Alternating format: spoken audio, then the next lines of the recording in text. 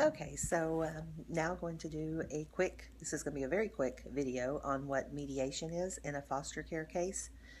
Um, when they set up mediation, what they're hoping for is to mediate between the foster parents who may be adopting a child, CPS, and the biological parents and biological family. And they want to, in our case, they wanted the parents to voluntarily give up their rights to Blondie. And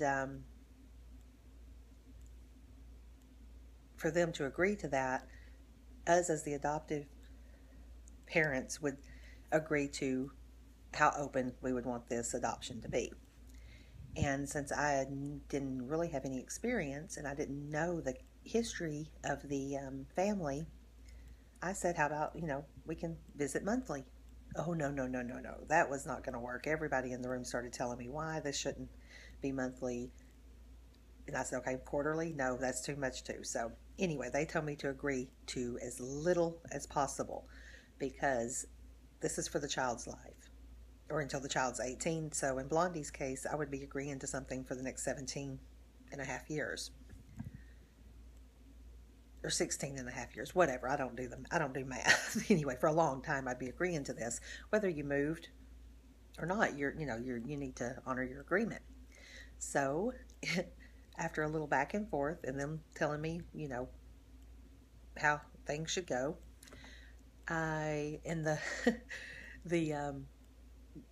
Blondie's attorney, the guardian ad litem, said, my client would not benefit for visits monthly, quarterly, or whatever, or however many. My client will not benefit for that. So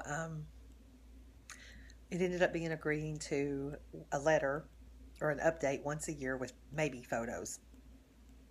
And that's only after we won't get to give photos anytime soon because of where they are. We'll just put it that way.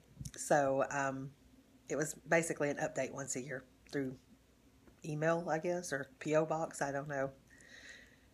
So they took that, my agreement to it, my agreement to openness, into the biological family's law, or the biological parents' lawyer. He presented that to them because they weren't able to be there. He was presented it over the phone, and they shot that down, and they were not volunteering to relinquish their rights. Which I understand that because I wouldn't. Well, my child hopefully would never be in CPS custody, but I wouldn't relinquish my rights like that. I'd fight for my child. But anyway, so we didn't get much further than that because they were not going to volunteer to give up their rights, and they brought up another relative who they said would be interested in caring for Blondie. So that ended the mediation, and I was told I could leave. There was nothing else for me to do.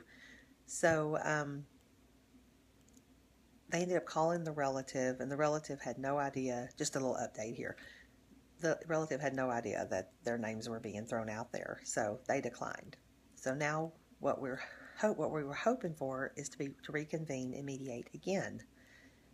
And this was in November 2014. It's now January 2015, and they have not responded to that request.